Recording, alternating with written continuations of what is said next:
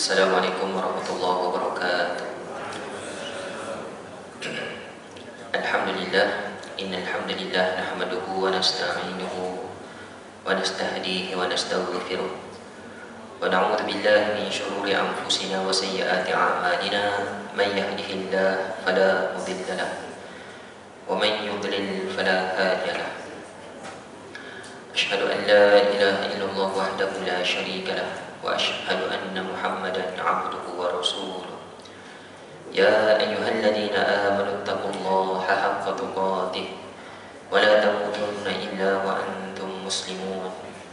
Ya ayyuhan nasu taqu rabbakumul ladzi khalaqakum min nafsin wahidah wa khalaqa minha zawjaha wa batha minhuma rijalan katsiran wa nisaa'a wattaqullaha alladzi tasaaluna bihi wal arham innallaha kana 'alaikum raqiba.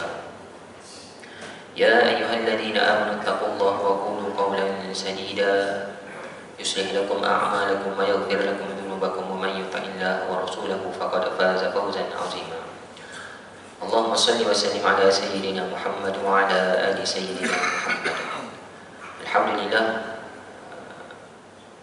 segala puji bagi Allah Subhanahu wa taala yang mengembalikan roh kepada kita, dapat kita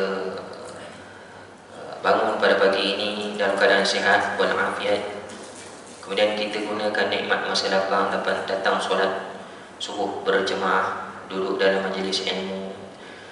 Mudah-mudahan Allah bagi rahmat kepada kita semua asbab amalan-amalan tersebut, insya-Allah. Jadi pagi ini sambungan perkongsian daripada kitab Mawsu'atul Adab Al-Islamiyah, himpunan adab-adab dalam Islam. Jadi kita masih membicarakan lagi dalam bab al-janaiz. Bab al-janaiz, bab jenazah. Penulis ni dia membahagikan kepada tiga. Yang pertama bab sebelum kematian, yang kedua bab ketika kematian, dan bab yang ketiga bab selepas kematian. Bab selepas kematian pula dibahagikan beberapa pula, ya. Jadi kita dalam fasa bab selepas kematian ada mengiringi jenazah, ya, ada mengiringi jenazah. Jadi bila matinya seseorang muslim, selesai dimandi, dikafan, disolat, maka sunat bagi kita ni mengiringi jenazah. Hukumnya fardu kifayah, hukumnya sunatlah, besar pahalanya di sisi Allah Subhanahu wa taala. Kerana ada beberapa hadis Nabi sallallahu alaihi wasallam, Nabi suruh mengiringi. Maksud iringi itu apa? Follow, ikut belakang, ya. Antaranya tak boleh mengiringi disertai ratapan. Ratapan, sebelum ni saya dah cerita hadis tentang ratapan. Tiga ciri ratapan kata Rasulullah. Yang pertama, memukul mukanya, memukul badan. Yang kedua, mengoyakkan baju. Yang ketiga, wada'a bid'awal jahiliyah, menyeru dengan seruan jahiliyah, memanggil-manggil si mati tersebut, ya. Jadi itu bentuk ratapan. Tapi kalau setakat menangis, ayah mati dah, inna lillahi wa inna ilaihi raji'un, sikit-sikit dibenarkan. Kemudian cukup kata penulis di sini, orang lelaki saja yang memikul jenazah. Idza wudi'atil janazah wahtamalaha ar-rijal 'ala a'naqihim. Jika jenazah telah diletakkan, orang lelaki sahaja yang memikulnya di atas bahu-bahu mereka, kata Rasulullah sallallahu alaihi wasallam. Hadis riwayat Imam Bukhari. Namun begitu boleh orang perempuan sekiranya tak ada orang lelaki. Dalam kampung tersebut orang lelaki semua pergi perang, ya. Kemudian lelaki yang ada pergi kerja. Apa-apalah yang menyebabkan orang lelaki tak ada, boleh orang perempuan buat kerja tersebut. Kemudian orang yang berkenderaan mengiringi di belakang jenazah. Orang yang berjalan kaki boleh macam mana pun. Sabda Rasulullah SAW, ar-rakibu haflal janazah. Orang yang berkenderaan mestilah mengiringi di belakang jenazah. Wal mashi haitsu sya'a minha, dan orang berjalan kaki suka hati dia lah, kata Rasulullah. Berjalanlah macam mana pun. depan boleh, belakang boleh, kata Rasulullah SAW. Hadis riwayat Imam Abu Dawud dan An-Nasai. Namun begitu, Imam Bukhari mengatakan sebaiknya orang jalan kaki ni di belakang lah. Dia kata, kenapa? Kalau duduk depan jenazah jadi lambat pula jenazah. Sebab ada hadis Nabi suruh mempercepatkan bawa jenazah ke kubur. Ya. Tapi zaman sekarang kita ni naik kereta belaka, naik baik jenazah. Jarang orang jalan kaki daripada surau ke kubur, jauh kan? Surau ke kubur, masjid ke kubur. Baik, kemudian yang seterusnya, tapi kalau di Mekah Madinah, jalan kaki kan, jalan kaki macam berlari, laju je dia bawa. Kita nak follow dia tu dah terke belakang. Tapi besar pahala dapat 2 qirat. Dah kita solat jenazah, kemudian kita pergi ke kubur pula. Pergi ke kubur di Masjid Nabi berkuburan baqi' ke. Di Masjid Nabawi kita boleh pergi berkuburan baqi'. Kalau di Mekah kubur dia jauh, kena naik kereta. Jadi kita keluar masjid, kita dah dapat, kita bertunggu tanam, kita dah dapat 2 qirat. 2 qirat pula di Masjid Nabi pula. Masjid Nabi kan digandakan pahalanya. Ya, digandakan berapa? 100.000. Kalau Mekah 100.000. 1.000 kan? 1.000 digandakan pahalanya di sisi Allah Subhanahu Wa Taala. Jadi sebab itulah kita nampak orang macam berebut-rebut nak pergi ke kubur, nak pergi ke kubur iring jenazah semasa di Madinah. Sebab dia nak mendapatkan pahala tersebut. Tak salah kita berebut, berusaha untuk mendapatkan pahala tersebut. Kemudian seterusnya, menyegerakan jenazah. Cepat, segera cepat urus, cepat tanam. Sabda Rasulullah SAW, asri'u bil janazah, segerakanlah kamu hantar jenazah. Fa in taku salihah fa khairun tuqaddimunaha ilaihi. Jika jenazah itu orang baik, maka ia adalah kebaikan untuk kamu segerakannya kepadanya. Wa in yakun siwa, kalau jenazahnya tak baik, dzalika fasyarrun tad'unahu an riqabikum. Itu adalah keburukan yang kamu tinggalkan daripada bahu-bahu kamu, kata Rasulullah SAW. Hadis riwayat Bukhari dan Muslim. Maksudnya macam mana? Kalau jenazahnya orang soleh, memang dia nasib dia bagus di alam kubur, maka jenazah ni memang nak sangat hantar ke kubur. Kalau orang lambat-lambat, dia susah hati. Kenapa lambat sangat hantar ni? Aku tak sabar nak masuk dalam kubur ni, nak jumpa nikmat Allah ni. Buat apa lambat-lambat ni, tunggu siapa lagi ni, cepatlah sikit. Tapi kita tak dengar. Ini kalau jenazah orang soleh. Tapi kalau jenazah orang tak bernasib baik, maka kata Rasulullah SAW, itu adalah baik untuk kamu sebab kamu telah menanggalkan keburukan yang daripada bahu-bahu kamu. Ya, keburukan yang tak elok lah jenazah tersebut. Jadi percepatkan pengurusan jenazah tersebut. Cepat setakat mana? Setakat sempurna solat, selesai dah orang solat semua, bawalah ke kubur.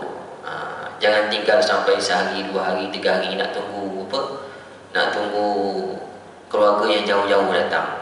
Keluarga daripada Sabah, daripada Sarawak naik flight sehari.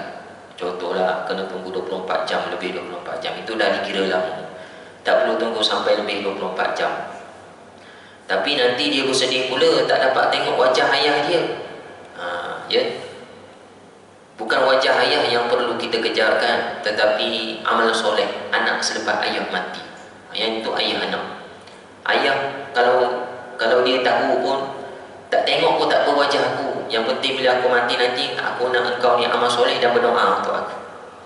Itu yang penting. Ya. Ramai orang berebut nak tengok, takut tak sempat tengok. Bila sampai je ke kubur dah tanam dah, menangis. Tak sempat tengok ayah, cepat sangat urus. Kita bawa kereta laju-laju, ingat kau tunggu kita. Tapi sampai-sampai tak solat jenazah. Patutnya solat jenazah, doa banyak-banyak. Ya Allah, apalah ayah aku gitu gini. Barulah ayah rasa seronok dapat doa daripada anak. Lepas tu anak pula beramal soleh, ayah lagi seronok. Sebab apa? Anak dia jadi anak soleh. Baik, kemudian seterusnya sabda Rasulullah SAW, idza taba'tum janazatan fala tajlisu hatta tudha. Jika kamu iring jenazah, maka janganlah kamu duduk sehingga jenazah itu diletakkan. Hadis riwayat Bukhari dan Muslim. Jadi dalam pengajaran di sini menunjukkan kepada kita bahawa tak boleh kita duduk selagi mana jenazah tak siap tanam. Dah letak elok-elok kampus baru boleh duduk. Duduk pun kena tengok tempat yang boleh duduk, tempat yang tak ada kubur di bawah. Kalau ada kubur, tengah-tengah tu boleh laluan, tapi atas kubur haram. Nabi larang duduk di atas kubur tersebut, tak boleh. Ya, bingkai tepi-tepi tu boleh lah. Ya. Tapi ada setengah negara Arab, sebab kepadatan penduduk, tempat dia berdiri pun dikira kubur juga. Macam mana tu? Sebab orang kalau kubur di Mekah Madinah, contohlah di Mekah Madinah, sebab ramai mati kan seluruh dunia, dikubur satu liang. Di Mesir pun sama juga, ada beberapa negara satu liang, kemudian dia buat ke tepi pula, tanah dikeras kering tak apa, dibuat lubang, ya, lubang dalam ke tepi macam ni, lubang dalam, dia letak mayat, kemudian ditutup dengan papan. Tak usung sebab negara dia panas kering, ya.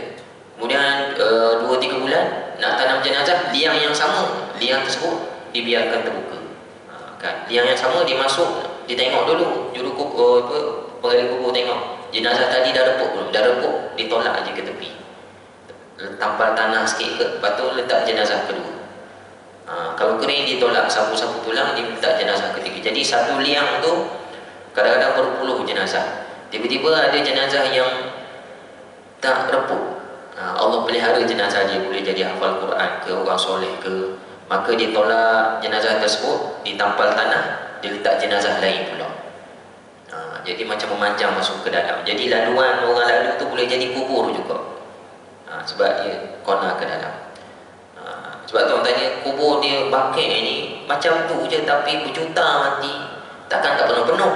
Sebab macam tu lah dia buat.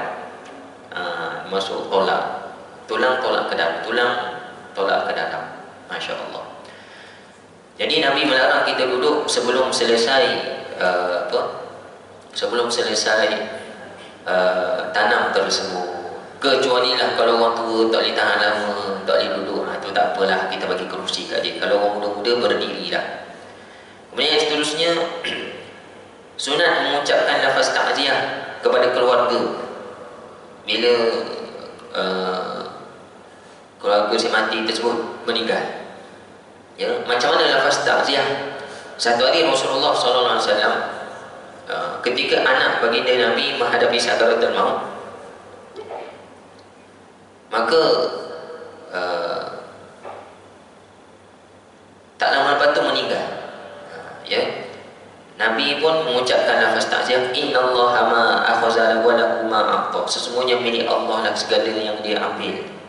Wa kullu indahu bi ajalin musamma, dan miliknya lah segala yang diberi, segala sesuatu milik ajal, segala sesuatu memiliki ajalnya yang telah ditetapkan.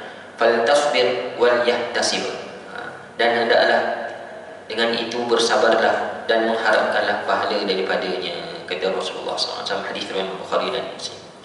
Jadi berdasarkan hadis ni, sunat kita bagi lafaz takziah. Takziah yang disyariatkan oleh Rasulullah SAW adalah kata-kata semangat dan doa yang baik kepada keluarga. Contohlah kita kata kepada dia, sabarlah Tuan Haji, yang hidup pasti akan mati. Kita haraplah supaya Allah merahmati, insya-Allah Allah sayang arwah, Allah rahmati arwah. Itu dia kira takziah dah. Tak semestinya jumpa dia takziah, goyang tangan, takziah. Itu belum sempurna lafaz takziah. Jadi sebenarnya setiap kata-kata semangat, kata-kata sabar, nasihat kepada dia, itulah sudah dikira takziah seperti mana Rasulullah sallallahu alaihi wasallam. Ya. Jadi yang berlaku pada masyarakat sekarang macam mana? Takziah kepada keluarga, Allah yarhamah, kami ucapkan daripada pihak sekian-sekian. Silap sikit. Sebenarnya cukup dengan kata-kata semangat, kata-kata nasihat dan kata-kata doa.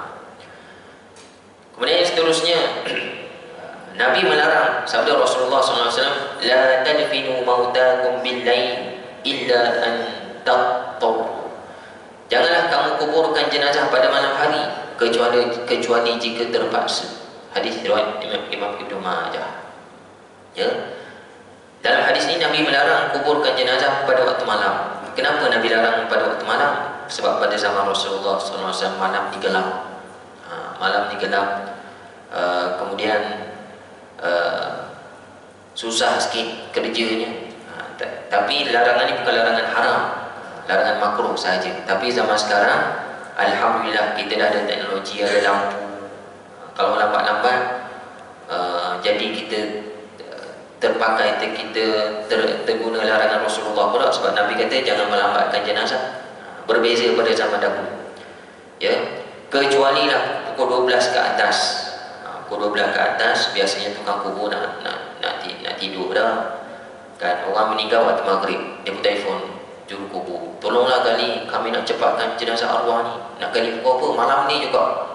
Lepas siap mandi, dijangka pukul apa tanam? Pukul 3 pagi. Allah. Esok lah pula, esok zuhur ke, ya. Tapi boleh ditanam pada waktu malam, tapi janganlah terlalu malam. Kita pun nak bagi kerehatan kepada tukang gali kubur. Kemudian yang seterusnya, menggali liang lahat menghadap ke arah kiblat, seperti mana yang kita lakukan sekarang. Al-lahdu lana wasyakku li ghairina, kata Rasul. Liang lahat ni untuk kami dan syak, liang lahat di tengah pula untuk selain daripada kami. Ini petunjuk Rasulullah lah. Nabi bagi tahu kepada penggali kubur macam mana, macam yang kita buat, dada menghadap ke arah kiblat. Kemudian mendalamkan kubur dan meluaskannya. Hendaklah mendalamkan dan meluaskan kubur pada bahagian kepala dan kaki. Demikianlah menurut sunnah yang mulia untuk melindungi jenazah daripada gangguan binatang buas dan haiwan yang melata. Sabda Rasulullah SAW, ihfiru wa'amiku wa aswi'u wa awsi'u, galilah kubur, dalamkanlah dan luaskanlah. Wadfinul ithnain wa thalathata fi qabrin wahid, lalu kuburkanlah 2 atau 3 orang dalam satu liang. Wa qaddimu aktsaruhum qur'ana, dan dahulukan orang yang lebih banyak hafal Qur'annya. Sabda Rasulullah sallallahu alaihi wasallam. Ya, ini yang berlaku pada zaman Rasulullah bila mati ramai orang. Tengok tanah juga lah, tanah di negara Arab, tanah batu, dia bolehlah buat macam terowong tu. Tanah di Malaysia, kalau tanah kuning boleh juga. Tapi kalau tanah pantai, saya pernah tengok dekat Terengganu, tanah pantai ditanam, susah. Ya, dia gali macam ni. Bukan gali straight, gali macam ni. Kalau gali straight jatuh tanah pasir. Digali macam tu, letak keranda. Ya, mungkin ada air kot. Kalau ada air, kena ada keranda. Tengok keadaan. Tapi pada di tempat Rasulullah, tanah sedemikian, Rasulullah suruh luaskan. Dalam satu liang boleh letak 2-3 orang. Ya. Kemudian orang yang hafal Quran, kalau mati serentak, mati satu bank, 10 orang. Siapa yang paling alim, siapa yang paling soleh di kalangan mereka. Jadi Rasulullah dia kira orang yang paling alim, ya. Orang paling banyak hafal Quran adalah orang yang paling alim. Dialah di depan sekali, di depan kiblat. Dialah kena diuruskan terlebih dahulu. Beliau pun bersabda, Nabi pun bersabda, ausi min kibalir ra's, luaskanlah di bahagian kepala. Wa ausi min kibalir rijlain, dan luaskanlah di bahagian kaki. Baik, kemudian seterusnya, mengumpulkan 2 atau 3 jenazah dalam satu liang boleh, kalau ramai sangat meninggal. Bahkan lebih daripada itu pun boleh. Semasa berlaku tsunami, ya, bila selesai liang jenazah-jenazah dikumpulkan di Aceh, di India, kita boleh tengok gambar-gambar cash digali, panjang macam tu, ya, disusun. Boleh dalam satu kubur, sekali satu lubang. Kemudian seterusnya, menyampaikan nasihat di atas kubur. Sunat memberi nasihat di atas kubur. Nasihat, kata penulis di sini, orang Melayu kita panggil tadkin. Sunat hukumnya. Sabda Rasulullah SAW seperti mana, sebagaimana jenazah di kuburan Baqi', Nabi bersabda, ma minkum min ahadin, ma min nafsin manfusatin illa kutiba makanuha minal jannah wan nar. tidaklah salah seorang di antara kamu, tidak pula setiap jiwa yang diciptakan melainkan telah ditetapkan tempatnya di syurga dan neraka. Ini antara tazkirah Rasulullah sallallahu alaihi wasallam ketika berlakunya kematian, ya. Ini antara bentuk tazkirah Rasulullah sallallahu alaihi wasallam. Jadi bukan semua kematian Rasulullah bagi nasihat, ya, bukan semua kematian Rasulullah bagi nasihat. Kata para ulama, kadang-kadang ada Nabi bagi nasihat, kadang-kadang ada Nabi balik terus, kadang-kadang ada Nabi berdoa sahaja. Ya. Jadi boleh kita memberi nasihat. Kalau buat orang Melayu kita ni talqin. Tapi nasihat-nasihat Nabi ni, tuan-tuan, kalau tengok hadis-hadis Nabi, Nabi bagi nasihat kepada orang hidup. Tengok contoh talqin Rasulullah lah, nasihat Rasulullah. Istaghfiru li akhikum, mohonlah keampunan kamu semua kepada saudara kamu ini, saudara yang telah mati lah. Wasalu lahu bitathbit, dan mohonlah pula kepada Allah supaya diberikan ketubahan kepada mayat ini. Fa innahu al-an yus'al, kerana sekarang mayat ini sedang disoal, kata Rasulullah sallallahu alaihi wasallam. Hadis riwayat Imam Bukhari, ya. Jadi nasihat-nasihat Nabi ini untuk orang hidup. Adapun di Malaysia ni talqin-talqin yang diamalkan dulu-dululah di bandar-bandar kurang, dia nasihat kepada ahli kubur. Wahai mayat, bila datang malaikat tanya siapa Tuhan, jawablah olehmu Allah Tuhanku. Bila tanya siapa nabimu, jawablah olehmu Muhammad nabiku. Bila tanya siapakah, apakah kitabmu, Al-Quran, kitab panduanku. Gaya ayat tersebut macam bagi nasihat kepada si mati. Sedangkan nasihat pada si mati kalau dah mati tak terpakai dah. Dia nasihat masih hidup je. Dia sepatutnya bagi nasihat kepada yang masih hidup. Bila kita tanya tuan-tuan guru, orang yang beramal dengan kita, kata memanglah kita bagi nasihat. Gaya cakap tersebut macam nasihat kepada si mati, sebenarnya maksud di sebaliknya kita nak bagi nasihat pada yang hidup. Katanya boleh pakai dah, boleh pakai dah jawapan tersebut. Tapi jangan salahkan orang bila bagi nasihat direct kepada orang hidup. Jangan salahkan pula. Sebab tidak Nabi dia tak bagi nasihat yang berbentuk demikian. Dia Nabi bagi nasihat kepada orang yang masih hidup. Sebab saya di masjid tempat saya bertugas, kematian sekarang di masjid BSP 6 orang sebulan purata. Korea BSP 6 orang sebulan. Bertahun-tahun dah saya talqin begini-gini dah imam lain solat jenazah. Setakat ni saya memang bagi nasihat pada orang hidup lah, cakap pada wahai sekian-sekian waris. Kemudian pernah satu kali ada jenazah orang Kedah, keluarga daripada Kedah datang. Boleh jadi mak dia ke siapa saya tak ingat dah. Ziarah anak dia kat sini, kemudian meninggal kat sini tanah. Maka keluarga daripada Kedah datang. Kedah kampung-kampung kot. Ya, saya pun perasan juga. Tengah-tengah talqin tu ada pakcik tu macam ikut dah. Tengok saya. Kan? Pakcik tu pakai macam gaya macam guru-guru pondok gitulah. Pakai seruan tepat. Tak lama lepas tu dapatlah telefon daripada Pak Id. Ustaz, kami dapat aduan.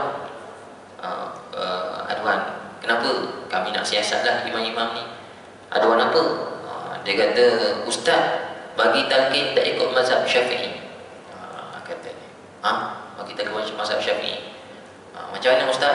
Cuba jelaskan kepada kami. Ustaz bagi talqin macam mana? Saya berfikir ada juga ke talqin mazhab Syafi'i. Kalau ambil wudu ke sembahyang, memang ada pandangan Imam Syafi'i talqin, tak pernah dengar pula. Dia pun ceritalah macam ni. Saya sebut macam ni. Kalau nak dengar boleh datang sekali kalau ada kematian saya telefon. Dia pun katalah, oh ini standard dah talqin macam ni. Di selama tempat-tempat lain pun orang dah talqin macam ni. Sekarang bagi nasihat pada yang hidup. Yang nasihat pada si mati tu yang gaya lama. Tutup kes, beres. Ya. Jadi Nabi memberi nasihat kepada yang masih hidup. Boleh kita memberi nasihat, bagi talqinlah bahasa Melayu kita. Bagi nasihat kepada lebih baik, lebih lagi kepada keluarga tersebut. Kemudian seterusnya, Sunat orang yang menurunkan jenazah ke dalam kubur ni orang yang bukan orang yang baru merasai kelazatan dunia. Macam mana tu? Orang yang menurunkan jenazah bukan orang yang baru merasakan kelazatan dunia. Rasulullah SAW, ini kias saja, sunat saja, ketika jenazah anaknya perempuan, ya, anaknya dikuburkan, maka Rasulullah pun tanyalah, adakah di antara kamu semalam dia tak menggauli isterinya? Semua senyap. So maka jawablah Abu Talha, saya wahai Rasulullah. Maka kata Rasulullah, turunlah wahai Abu Talha. Abu Talha pun turun dalam niat, dia pun sambut jenazah tersebut. Ya, Nabi tak turun, walaupun anaknya. Jadi menunjukkan kepada kita sunat orang yang menurunkan jenazah semalam dia tak menggauli isterinya ataupun tak merasai nikmat dunia, ya, tak dapat bonus lagi, orang yang itulah sunat. Tapi tak nak panjang pun tak apa, tanam je, tak ada masalah. Ini sunat sahaja seperti mana yang dibuat oleh Rasulullah sallallahu alaihi wasallam. Ya, adapun perkara-perkara yang antara bid'ah lah orang buat di kubur, tapi tak berlakulah di Bandar Seri Putera, di Bukit Mahkota ni. Antaranya dia azan dalam kubur. Ada negeri mana, ya, saya tengok video masuk dalam kubur dia azan. Allahu Akbar, azan comel pula tu. Allahu Akbar, Allahu Akbar. Tak tahu lepas tanam ke sebelum tanam, tapi dia azan dalam kubur. Memang pelik. Sedangkan azan ni masa nak solat, ya. Nasib baik di tempat kita tak ada lagi orang buat macam tu. Dan antara azan saya tengok orang kita buat masa sebelum pergi haji. Okeylah, sebelum pergi haji dia nak ada suasana sikit. Lagi-lagi dia campur Bilal tersebut azan gaya Mekah. Okeylah. Tapi di kubur tu nampak macam syariat baru pula, ya. Jadi tak perlu azan di dalam kubur. Kemudian yang seterusnya, seorang lelaki boleh mengkuburkan jenazah wanita yang bukan mahramnya, kata penulis, ya. Sebab Nabi SAW mengizinkan Abu Talha yang tadi, ya, untuk turun mengkuburkan jenazah puteri Rasulullah SAW. Boleh, sebab tak bersentuhan pun, tak berlapis, ya. Dan Utsman radhiyallahu anhu juga berada di tempat itu. Baik. Kemudian seterusnya doa ketika mengkuburkan jenazah. Bila sedang menanam jenazah, maka orang yang terima jenazah ni ada doa dia. Orang dalam kubur nak masuk, nak tanam, macam mana doa dia? Bacaannya adalah Nabi baca Bismillah wa billah wa fi sabilillah wa ala millati Rasulillah. Hadis riwayat Imam Ahmad dan Abu Dawud. Bismillah dengan nama Allah, wa billah dengan pertolongan Allah, wa fi sabilillah di jalan Allah, wa ala millati Rasulillah dan di atas sunnah Rasulullah sallallahu alaihi wasallam. Ya. Dan dalam hadis riwayat Imam Ahmad, Ibn Hibban, Nabi juga mengajarkan baca doa ketika menerima jenazah tersebut, Bismillah wa ala sunnati Rasulillah. Ya. Jadi jarang kita dengar doa ni. Jadi orang kerja kubur ni lah kena baca. Masa ni ingat, tiba-tiba tak ingat baca Bismillah, sudahlah. Bismillahirrahmanirrahim, terima jenazah, ya. Sunat hukumnya. Bab yang seterusnya adab setelah pengkuburan. Bila selesai tanam, sunat menunggu jenazah sehingga dikuburkan di kubur tersebut, sunat. Sabda Rasulullah sallallahu alaihi wasallam. Ini hadis riwayat Bukhari dan Muslim. Famous hadis ni. Man syahidal janazah hatta yusalli falahu qirat. Siapa yang menyaksikan jenazah sehingga dia solat, maka dia dapat pahala 1 qirat, kata Rasulullah. Wa man syahida hatta tudfan kana lahu qiratan. Siapa yang menyaksikan jenazah sehingga dia ditanam, baginya 2 qirat. Qila, sahabat tanya, mal qiratan? Apa dia itu wahai Rasulullah 2 qirat? Qala, jawab Rasulullah, mithlul jabalainil azimain, seperti mana 2 gunung yang besar, kata Rasulullah SAW. 2 gunung yang besar. Dalam hadis yang lain disebutkan gunung Uhud, dapat 2 qirat. Jadi berdasarkan hadis ni, rangkap kedua Nabi kata, siapa menyaksikan jenazah sehingga dikuburkan. Maksudnya kena tunggu sampai selesai kubur. Walaupun kita iring, dalam hadis yang lain Nabi kata siapa mengiringi jenazah, tapi dalam hadis ini Nabi kata sehingga dikuburkan, selesai kubur. Tanam, kita tunggu je, maka dapatlah pahala qirat tersebut. Ya. Baik. Kalau di Mekah, Madinah cepat tuan-tuan. Saya pernah ikut beberapa kali pergi sana, tapi ditanam 5-6 orang sekali, 5-6 orang. Sebab dia tak kampus, dia masuk dalam dah, tukang gali kubur dah naik dah, sudah dah. Macam tu. Saya pun tengok intai kat dalam. Dia biar macam tu. Tengok kat sana pula balik. Lepas tu dah balik. Lepas tu ada orang nak ambil gambar, polis marah. Balik-balik tak boleh ambil gambar. Haram, tak boleh ambil gambar. Ya. Kemudian yang seterusnya, sunat tinggal sekejap di kubur dan mendoakan jenazah. Sebagaimana yang dikatakan oleh Amr bin Al-As ketika dia nak mati. Amr bin Al-As radhiyallahu anhu, seorang sahabat Nabi, dia kata apa? Bila jenazahku telah dikuburkan, maka taburkanlah tanah ke atas tubuhku, di atas tubuhku sekali, lalu tinggallah di atas kuburku sekadar waktu yang cukup untuk menyembelih unta dan membahagi-bahagikan dagingnya, hingga aku merasa damai dengan kamu dan aku dapat melihat jawapan apa yang akan aku berikan kepada para utusan Tuhan. Malaikat lah maksudnya. Hadis riwayat Imam Muslim. Ya. Jadi sahabat ni diminta keluarga dia lah, jangan balik terus, tunggu sekejap, duduk, tunggu sekejap.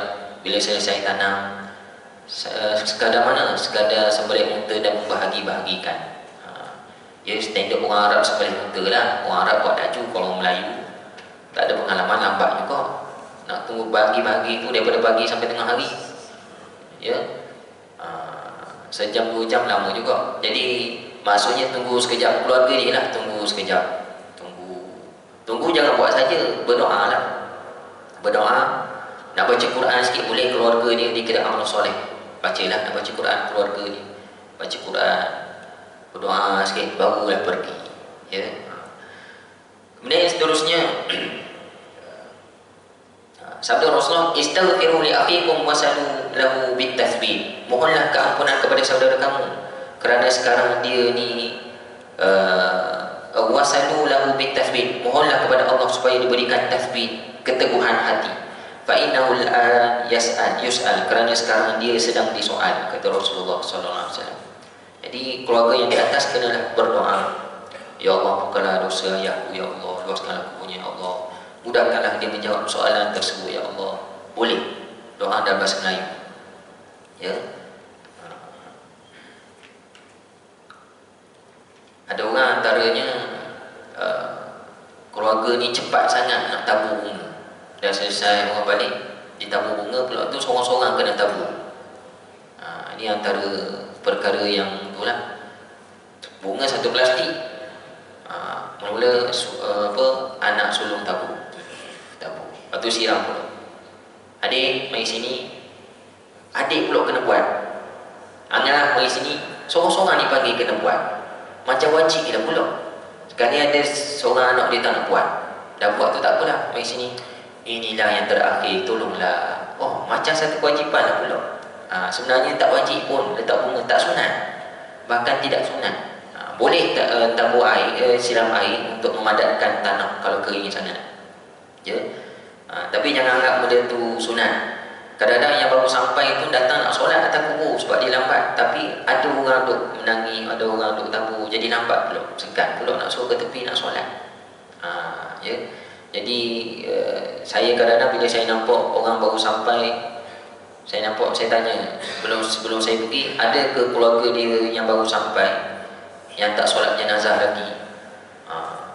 Yang berani jawab, ada saya, mari sini solat. Tapi ada dia senyap-senyap buat tak tahu je, disegan nak jawab. Sebenarnya kita tak panggil suruh solat jenazah, itu paling penting. Rugi sampai-sampai tak solat jenazah, biar je macam tu. Jumpa keluarga peluk-peluk, sabarlah. Tapi tak solat jenazah. Kan dah sebut dah sebelum ni, antara cara kita nak tolong ke arwah yang baru meninggal ni adalah solat jenazah. Jangan tinggalkan solat jenazah. Kalau dah lambat sikit, Sampai-sampai tak solat jenazah, esok nak solat jenazah balik tak boleh dah. Dia kena waktu tu tersebut. Jadi keluarga kalau dah meninggal, siapa-siapa meninggal, tuan-tuan lah kena ingat keluarga kita ada meninggalkan. Sebelum tabur bunga tu, relax dulu, kita tengok dulu. Tadi ada Pak Ngah kata dah sampai ke dia, saya aku sampai mai sini solat-solat, panggil dia solat. Itu yang paling utama. Dah selesai solat apa semua, nak tabur-tabur lah. Tapi yang paling utama berdoa. Nabi kata mintalah keampunan dan mintalah keteguhan hati kepada jenazah tersebut. Ada satu video tu, seorang wanita, minggu lepas saya tengok, dia menangis tepi kubur. Sebab pekerja Bangla 2 orang hancurkan kubur suami dia. Kubur suami dia. Tak tahu tuan tengok ke tak? Bangla tersebut disuruh oleh pengurusan kubur. Dia pun tulis dalam caption dalam video tersebut, sampai hati juga macam ni pada arwah suami. Tengoklah nanti di akhirat kelak, nanti kamu akan dipertanggungjawabkan. Tapi bukan kubur suami saja, kubur lain-lain pula dihancurkan juga. Sebab kubur suami dia kita tengok tinggi 1 kaki lebih, kemudian comel pula, ya. Tapi wanita video tersebut yang menangis tersebut nampak aurat, rambut kuning-kuning sikit, nampak sikit rambut, lepas tu tudung macam tu. Maknanya tak betul-betul aurat lah. Dia kata macam tu, ya. Lepas tu dia mengharapkan orang kesian kat dia.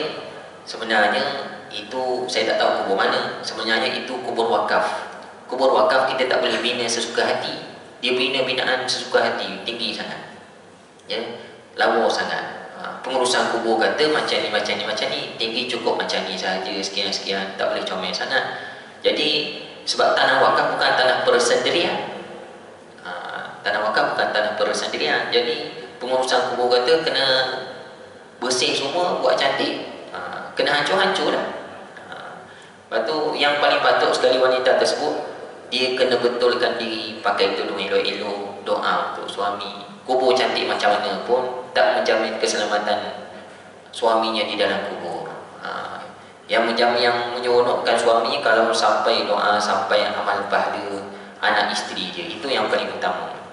Ya, kalau kubur tak cantik, tak ada apa-apa pun, tapi kalau anak dia soleh-solehah, tetap juga dia bahagia di dalam sana. Tapi kalau kubur cantik macam mana pun, bertingkat-tingkat, anak isteri tak berapa soleh, takut-takut juga dia akan dipersoal oleh Allah, sebab tak percaya didik jadi anak yang bagus, anak jadi anak soleh.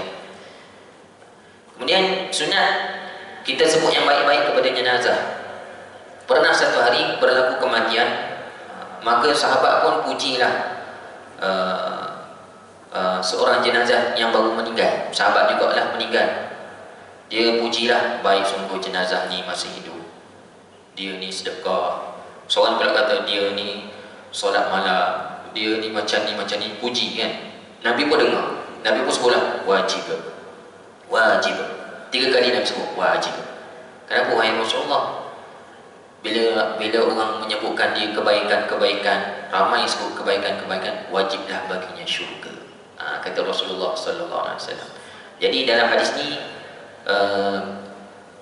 lebih baik kita sebut yang baik-baik kepada jenazah tersebut, yang baik-baik. Mudah-mudahan jadi doa, ya. Kemudian seterusnya, jangan sebut benda yang buruk. Tak boleh sebut teruk benarlah arwah ni masih hidup ni, sombong, tak tegur kan. Tak payah cakap macam tu, senyap sudah yang buruk tersebut, ya. Boleh jadi dia sombong, tak tegur orang tu, dia sakit mulut, ulcer mulut macam ni, mulut masam, nak tegur orang pun baik mulut bergaduh dengan bini, kan, kita tak tahu. Senyap sudah yang buruk-buruk tersebut.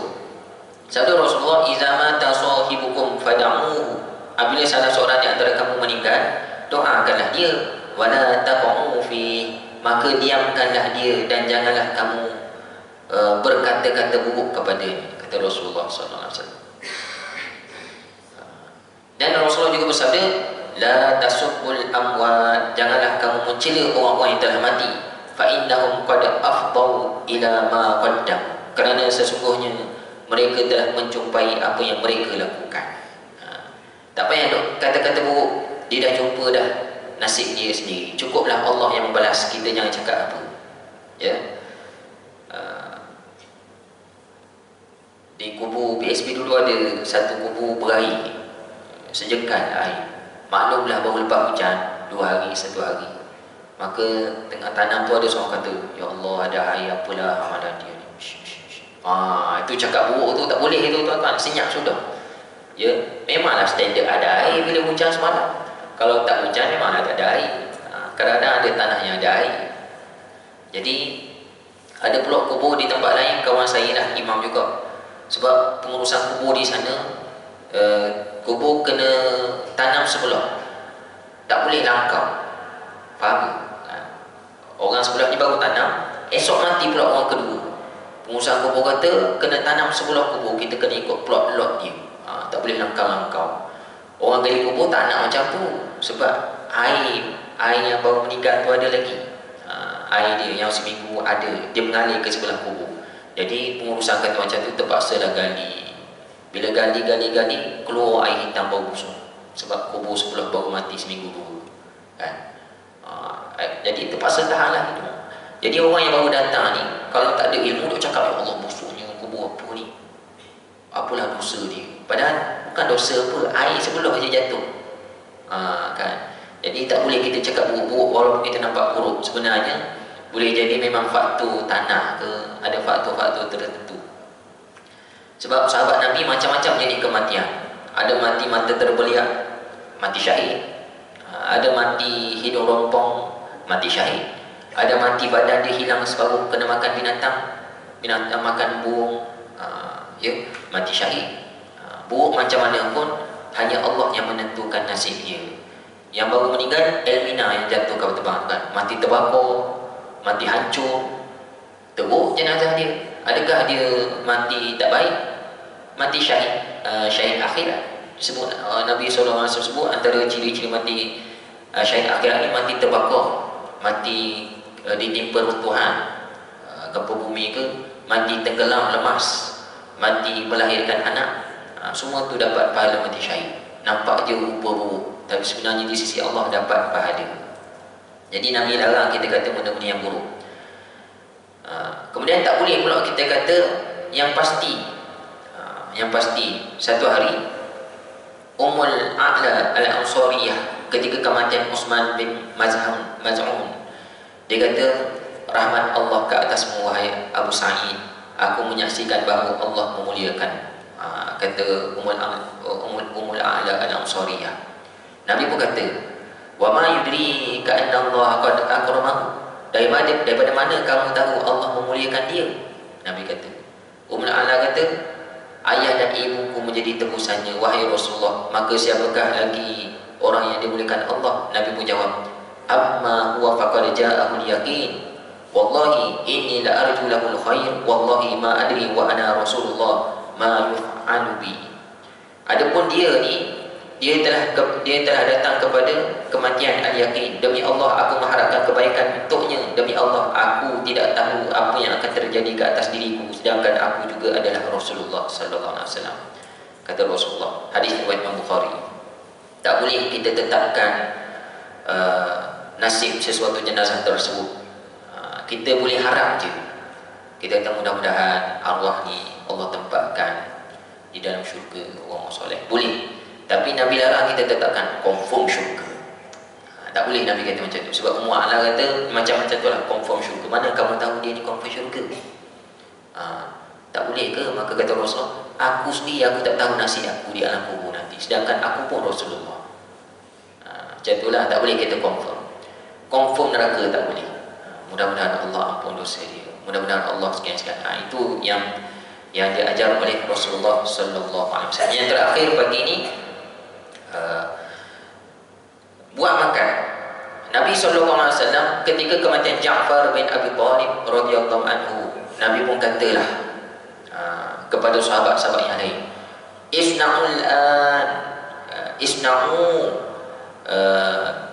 li'an Ja'farin ta'ama, buatkanlah makanan untuk keluarga Ja'far, fa innahu qad atahum ma syagluhum, sesungguhnya mereka ini sedang ditimpa musibah yang menyibukkan, kata Rasulullah. Hadis riwayat Imam Ahmad dan Abu Dawud. Hadis sahih. Nabi kata buat makanan untuk keluarga Ja'far, dia ni ditimpa musibah dan sibuk. Yalah, Ja'far orang penting dalam keluarga dia. Nabi suruh buat makan. Jadi kata penulis, sunat buat makan-makan bila kematian. Tapi yang buat makan bukan keluarga si mati. Keluarga bukan si mati, untuk si mati. Itu yang sunat. Tapi yang berlaku sekarang terbalik, keluarga si mati yang buat makan. Kalau tak buat, risau orang kata tak sayang arwah ke, tak buat tahlil malam ni, tak buat makan-makan. Orang pula tak ada ilmu duk cakap-cakap macam tu, senyap sudahlah. Jadi sunatnya orang lain buat makan, sunatnya macam tu. Jadi keluarga tak perlu buat makan, kecuali kalau dia nak sedekah, keluarga nak sedekah boleh, nak sedekah, niat sedekah amalan tersebut. Tapi anak-anak dia yang paling utama, bukan guna duit si mati. Ada tak duit ayah? Anak-anak bukan banyak sangat duit, seorang kerja Food Panda, seorang kerja 7E, seorang kerja Speakmart, mana ada duit nak buat makan? Ambil duit ayah lah. Cari-cari jumpa duit ayah 3,000 dalam almari. Kita kena duit ni. Haram tuan-tuan. Haram menggunakan duit si mati sebelum diparoikan, sebelum dibagi-bagikan kepada si waris. Tak boleh. Kena guna duit anak, dikira amalan anak soleh. Tapi tak ada duit, tak payah buat. Sabar, tak payah buat. Ataupun lain kali bila dah ada duit buat, boleh buat amal soleh lain. Anak tersebut boleh mengaji, macam-macam amalan lain boleh buat lagi. Boleh solat berjamaah, hadir kuliah, pahala dapat kat mak ayah juga. Jadi yang terbaik, orang bukan keluarga. Saya di Taman Cerdik di Bandar Baru Mangi, Taman Cerdik, kalau tuan-tuan tahulah, ada satu surau tu, dia dah bincang dah satu taman, pengurusi apa semua, sebab taman tersebut pesyarah-pesyarah ramai duduk. Dia belajar dah hadisnya, tapi bukan saya lah, ustaz lain. Dia kata dah bertahun-tahun dah, setiap kali ada kematian, keluarga tak boleh buat makan, yang buat makan adalah orang taman tersebut, kumpul duit, dan ada peruntukan untuk makan-makan. Bila dibuat makan, hantar kepada keluarga tersebut. Lepas tu kat surau pun macam buat tahlil lah, tapi bukan guna duit keluarga, tak boleh guna duit keluarga. Ini dia punya itulah. Kalau di Masjid Bandar Siputera, setiap kali kematian, ahli khairat kematian boleh claim beberapa ratus untuk buat makan, 500 ke berapa entah. Claim guna duit khairat kematian, beli nasi bungkus, macam itulah untuk keluarga tersebut.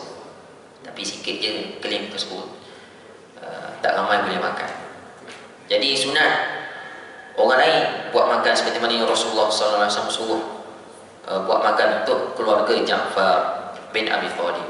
Wallahu a'lam. Cukup sekadar ini. Yang baik daripada Allah, yang kurang lemah saya mohon maaf. Kita tangguh dengan tasbih kafarah. Subhanakallahumma bihamdika asyhadu an la ilaha illa anta astaghfiruka wa atubu ilaik. Assalamualaikum warahmatullahi wabarakatuh.